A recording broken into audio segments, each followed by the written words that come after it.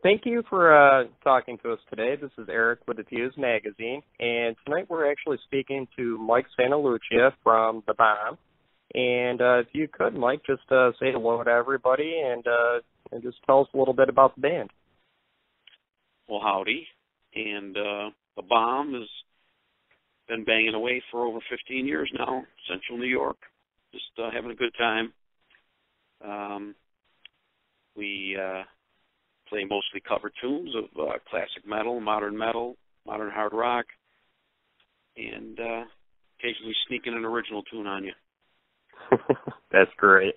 Now, if you could, Mike, please give us a little background how the Bomb was formed and exactly when. Oh, it's such an ancient time when they get together. Bomb's, once again, been around just over 15 years. Jimmy Crosway put it together with Dan Mahoney, the bass player, and over the years, we've made a few changes here and there due to personal injuries or people flaking out. But other than that, we've just been hammering away. That's good. Now, moving on to the next question. What is your decision making? Now, you said that the Bomb does play cover songs and original songs. What is the decision making and the percentage of songs you play? I don't understand the decision making. Well, the decision making of whether to play more cover songs than original songs, or vice versa. First, as a whole. As a whole. Oh, well, we don't have time to get together that often to work on our original tunes. Mitchell, our guitar player, and I are always putting together songs, and when we do get together, we try to nail them out with the rest of the band. But we get together so infrequently in our studio that when we do get together, we're just learning another song just to play because it got popular all of a sudden, or people have been requesting it, like a cover tune. We have several original tunes in the hopper right now, and hopefully at the UMAF later this summer, we'll be debuting at least another one. Oh, that's great. And, the Utica Music and Arts Fest, for everybody that's not aware of what UMAF is it's actually a yearly event that helps out the music and art scene in Utica, New York, and surrounding areas. It's an amazing event, and I do believe about almost 100 bands playing in about 2 days. Give us your thoughts on playing UMass and, any maybe past experiences, anything, that would, be deemed interesting to anybody listening. Well, the Utica Music and Arts Fest is Joe Sweet's brainchild, but Joe's brain only goes so far, so he's got his lovely Chip helping out and a bunch of other people, and it's been working out great the past few years. We've been playing it, I'd say, maybe 5 years, and it's mostly all original bands, but, there's a few bands that play a lot of covers mixed in there just for, shits and giggles, like just for, just a little more of a draw sometimes. We're a local band in Utica with a decent draw, so if you put a local band in with some original bands from out of town or whatever, you'll get more people there to see them. I think it's a great thing, man, and I wish for some reason it would be more popular, but this area here is very cover band oriented, where some cities, cover band could make a dime. Utica is all about cover bands, and that's fine. Every town's different. Bigger city like Albany, maybe, there's probably more original music band-wise, but every city's different, and we're proud to be from Utica, and we do where our fans. Absolutely. Now, speaking of, the original songs and everything, we've touched base on that. Can you tell everybody how many original songs the group is currently playing live? And we'd also like to know, do you guys have any more songs other than just one coming up? Is there other songs you're working on as well? Well, like I said, we rarely get a chance to get together. All of us either work or go to school. So we're happy to get into our studio once a month. And usually when we get in there, there's 3 or 4 cover songs that we got to put together that we've been practicing on our own. And then we jam them together before we play them out to make sure that they sound okay. We actually got a whole new set for this summer. So anyone that hasn't seen us in the past 3 months, when they see us this summer, they're going to be surprised at, all new, so many new songs that we're playing. Now back to the original thing. We have one that we feature right now, and we have at least 1, maybe 2 more that we plan on having by the end of the summer, depending on our schedule and if we get any more bookings. Because the more bookings we get, the less time we have to get together and practice. We will have them ready.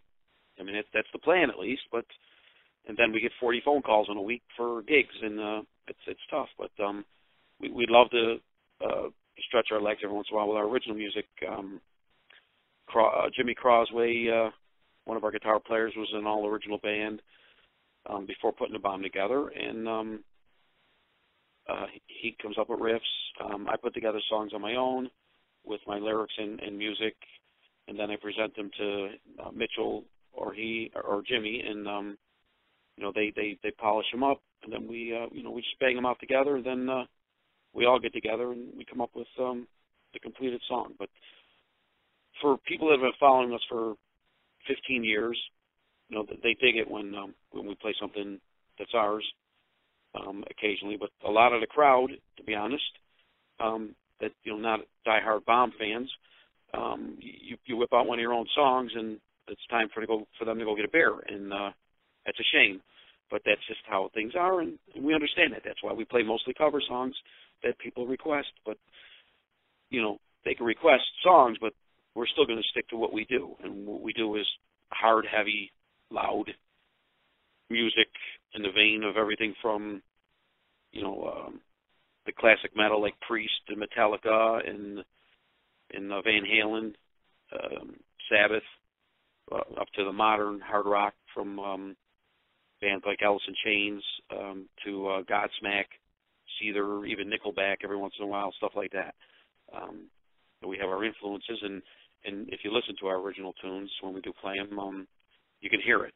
The one that we're featuring now is very Megadeth mixed with Soundgarden sound. It's the kind of groove when people explain it to me, that's what they hear. So it's cool, man. Those are our influences. Absolutely. I wish I could write a Kiss song, but I can't. Yeah. Now, speaking, the songs you do play, us ourselves from the Fuze magazine, we have been in the crowd many, many nights, and there is times where you do start playing your original stuff, and to be honest with you, just from a fan or a spectator's aspect, to be honest with you, a lot of times people don't understand that that's your original song. Actually, it fits very well to your playlist. That actually does sound like something that possibly has been covered at some point. It just has that good a quality along with the band and your voice. So that's something to always keep in mind, not to critique yourself too hard. Well, I don't critique myself too hard. I'm not a downer like that. But what I mean is, people want to sing along with something, and that's why we try to feature just one or so at a time. This way, they learn it, and then when they hear it, they can sing along to it. And thank you so much for the compliment. We try to. We play what we play, and our own music sounds like what we play. We keep it in the same genre.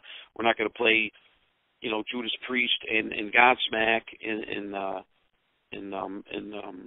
don't know, Avenged Sevenfold, and then play a song that sounds like the Little River Band. It's just, that's our original. It's just not going to happen. We're a metal band. We're proud of it.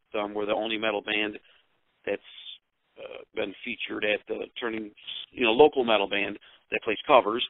that's been featured at the Turning Stone Casino Resort in the showroom and at the gig, that plays regularly at Saranac Thursday.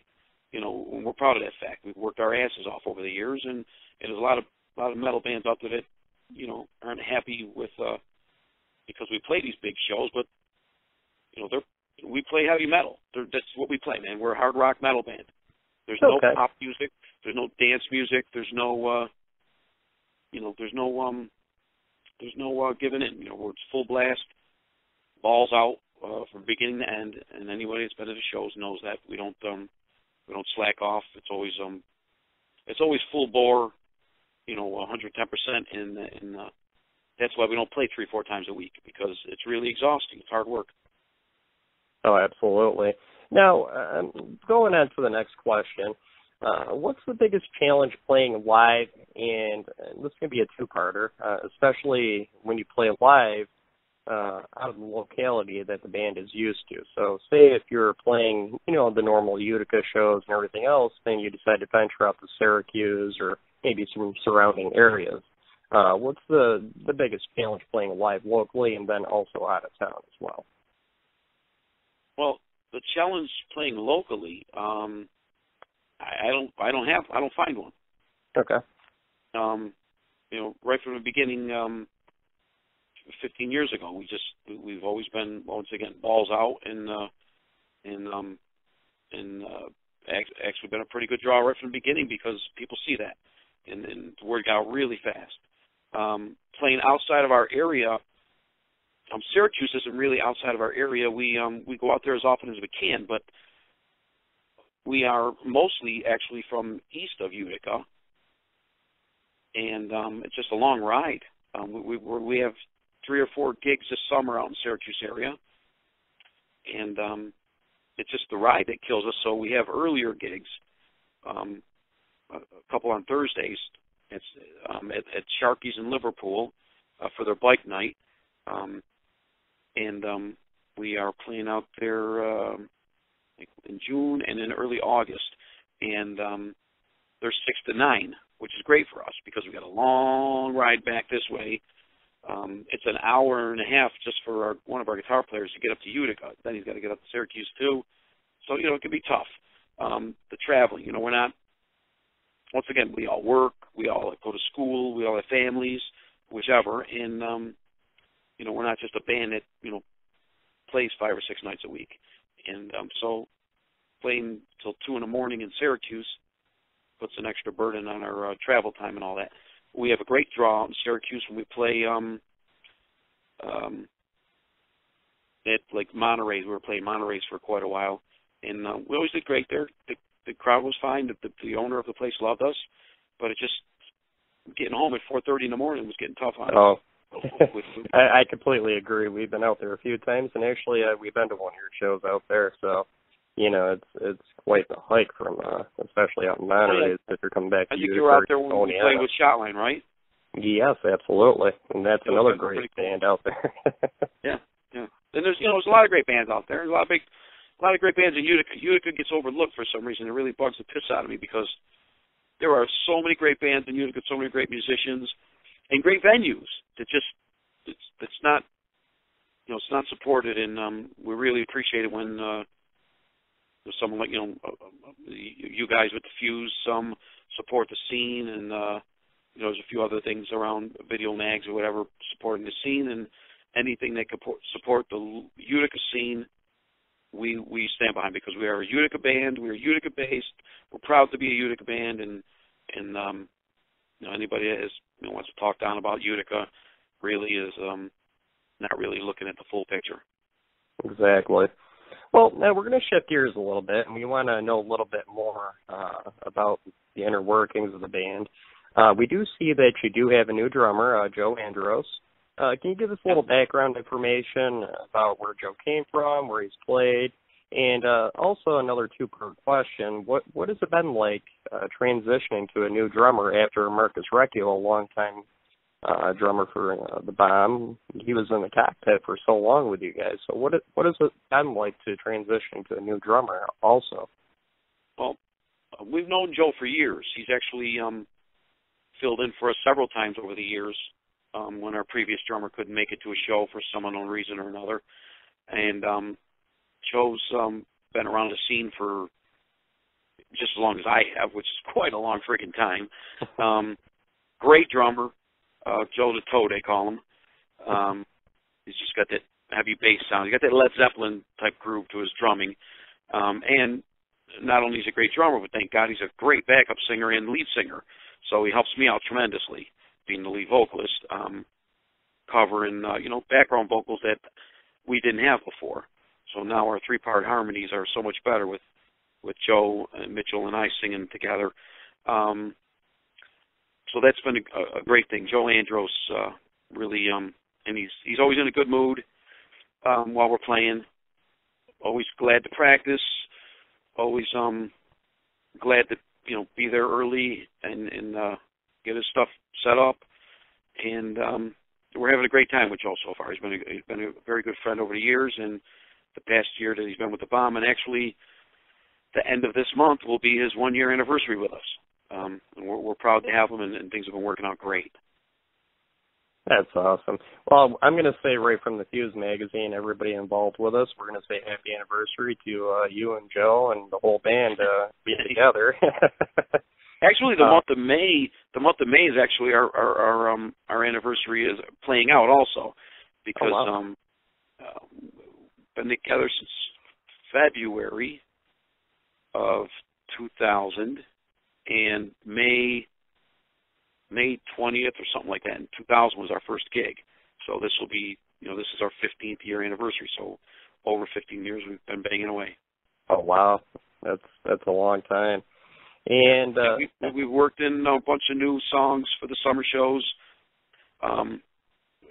We got a new Alice in Chains tune we're doing. Avenged Sevenfold, Nickelback. Except we're going back to the classic metal still. Judas Priest, Ozzy Osbourne, Black Sabbath. There's probably 10 others. Even a Def Leppard tune that we metaled up. So we're not slacking off. Every chance we get, we learn new songs and we bang away. No one will ever go to the Bomb show 2 times in a row. You can go 10 times in a row. You will not see the same songs on the list every time. You'll hear the ones that people want to hear. You'll hear the ones that we want to do, but they'll never be in the same order, and you'll never hear 2 shows with the same exact songs. We have so many songs to choose from right now. That's awesome. That's great. Now, speaking of going to a show, listening to the Bomb over the years has acquired quite the audience, and they're a die-hard group of followers, and they're affectionately known as the Bomb Squad. What's the craziest thing one of the Bomb Squad, one of the fans, has ever done at a show? The Bomb Squad, we're very proud of that fact, by the way. They've been supporting us over the 15 years. We have never had a sponsor. We've had many offers, and we've never taken a sponsor on liquor companies, beer companies, donut companies, car dealerships, anything. We just said, hey, man, we just want to bang away on ourselves. Oh, we'll get you nice color posters made, and we'll get you, we'll buy you guitar strings and all this. No thanks. We make our own flyers. It's always been, us and just us and our crowd, and that's it, the Bomb Squad, and the beautiful Bomb Shells, of course. Now, the craziest thing someone's done at a show, man, it'd be thousands of things. It's over the years, we've seen things I probably can't mention because I don't know where you're going to be playing this. It's going to be on the internet, so. Yeah, very incredibly X-rated things at club shows to, just every show. When the Bombshells, we play a few songs for the Bombshells just to show they enjoy themselves also. And they get up and dance, and we always welcome them on our stage, and for them to have a good time. We've seen guys with their, Bomb tattoos. We've seen guys with their own homemade, ladies with their own homemade shirts, their own homemade thongs. We've seen all kinds of fun things, man, trust me.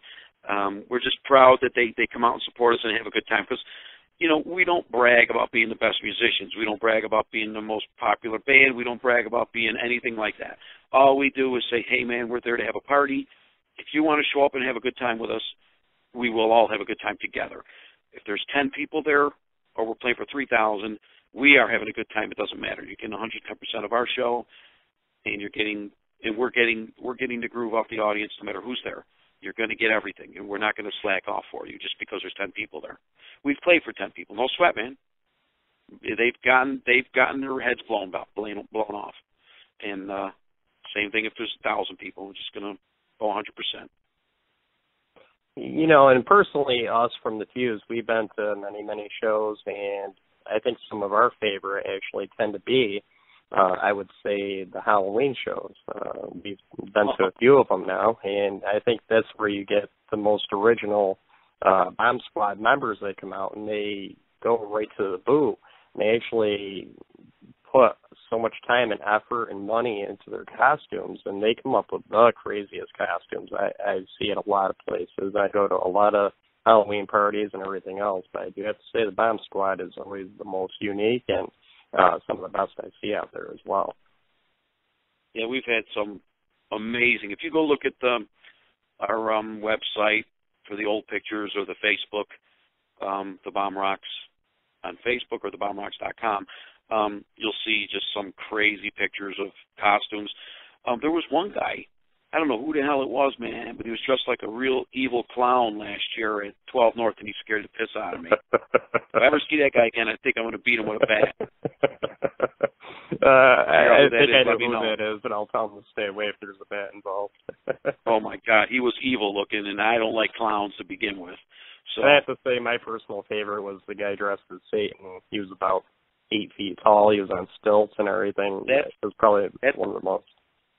That's Ron Hoyt, and he had those stilts on, and man, he looked phenomenal. He had like those the what do you call the legs like of the goat. Yeah. He had like hooves on, and you know what he reminded me of? He kind of reminded me of that evil monster that was in that. What was that movie where the monster came out of the attic? Like Paranormal Activity or something? I believe so, yes. And he scared the living daylights out of me, man. He always comes up with he spent like 8 hours putting his costume together. Like, it's all custom made. The guy should be doing things for like Hollywood movies or something. He always is one of the winners. We always have like a sexiest, the scariest, all that stuff. And there's always the bombshells of even at a regular show, you can have a sexiest bombshell contest because sometimes, they come dressed like, especially if the weather's nice. Like tops we can leave whatever. that to our imagination sometimes. The lovely lovely bombshells out there. You've been there, and you've had a good time too. So absolutely. We're men. It's part of the show. Some people get upset. In case we talk rude to someone every once in a while, whatever. But it's just part of the show. It's not for real. It's just like going to see Kiss. They're dressed up doing this thing, or you go see AC/DC and he's got the schoolboy outfit on. It's just what we do for the show. It's not our real personalities most of the time, and we're just having fun and trying to entertain the fans. That's that's what we love about you guys is actually your crowd interaction during and after the show. You guys get right out there. You don't run off or act like you don't want to talk to anybody, which is a huge thing that's probably helped you guys over the years. Is you go out there and you shake hands and you just make friends with each and every person that came through the door and donated $5 to the night or whatever it might be. I think that's probably been hugely successful for you guys, and also letting the girls get up on stage, and it's almost like a cult-like thing to do now. You go to a bomb show, you either dance on stage or you're out talking to the guys, chit-chatting and chewing the fat with them. So, if we weren't up there playing, we'd probably, most of us would be at shows anyways, like we usually are when we're not playing. Some of us, we go out when we can to see other bands and support our other friends. But it's not like we're special. We're part of the crowd. We're just happen to be up there making the noise for them, and they're making more noise than us most of the time, singing so loud we can't hear ourselves on stage, and that's fine and dandy. But it's just all one big community. There's no reason to, think like we're going to sit in a corner, people are going to come over there and kiss our asses. There's never been that feeling, and I can't imagine there ever will be.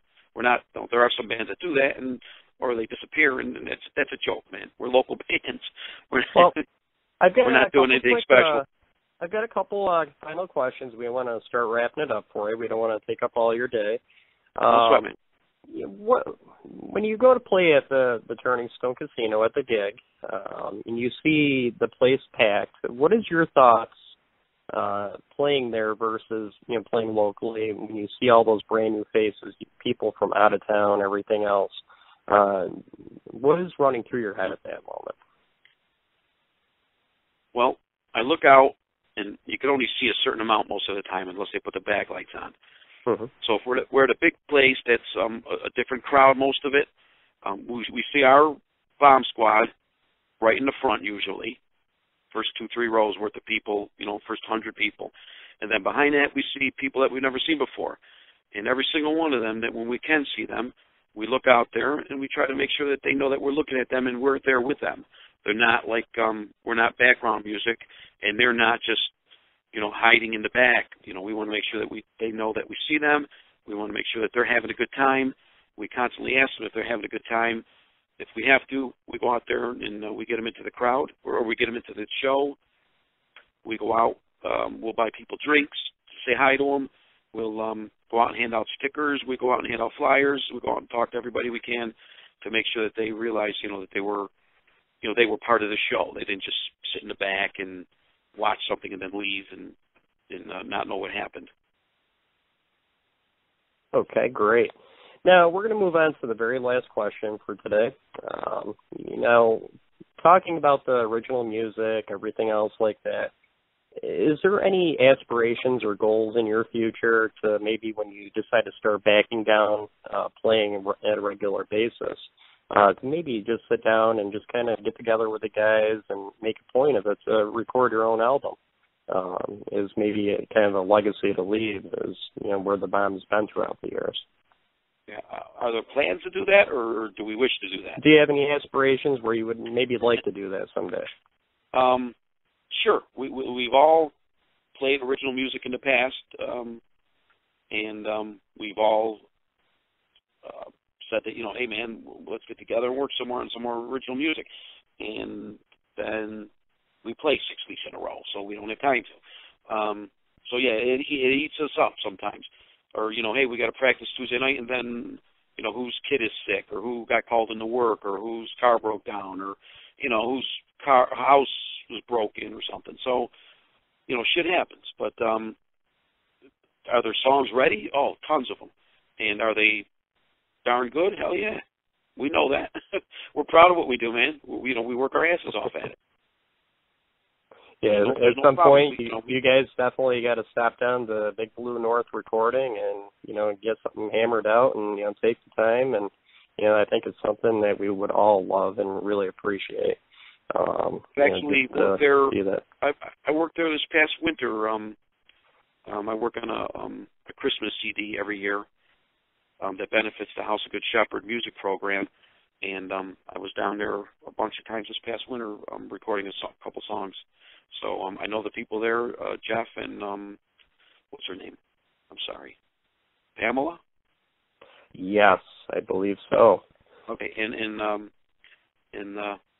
they're good people, and that's a phenomenal studio, by the way. So if anybody is paying attention to this recording and they want to record something, man, go down there and check it out. It's a great place. Oh, absolutely. Yeah, we would love to get in there. It's not like them, we're saving up money to do anything like that. We just don't have the time, and we would love to someday. Maybe someday we will take a couple months off and bang together 5 or 6 songs and go do that. But we just haven't had the time. You'll keep us all thinking and wishing for it someday. Well, I do want to take the time to thank you for sitting down with us and just kind of really getting into the mindset of the Bomb and kind of going through some hard questions. We did put you on the burner with some of them. We do greatly appreciate it. And we look forward to seeing you guys at the next show. Hey, man, we look forward to seeing the Fuze there. You guys have been awesome supporting the scene and helping out, especially the original bands. And that's the ones, honestly, who really need the extra push because the crowd isn't really there. And the original bands deserve all the kudos and help they can get because it really takes a lot of balls to go up there and play your own songs all night long when a lot of people really don't give a crap, and it's a shame. They should be supporting you. And as you know, we've had many original bands open for us over the years just so people will see them that wouldn't normally see them, and we'll be glad to support anyone that is our friends and wants to give it a shot. That's awesome. All right, well, thanks again, Mike, and you have a wonderful evening. Thanks, sir. Take care of it. Thanks. Bye. Bye.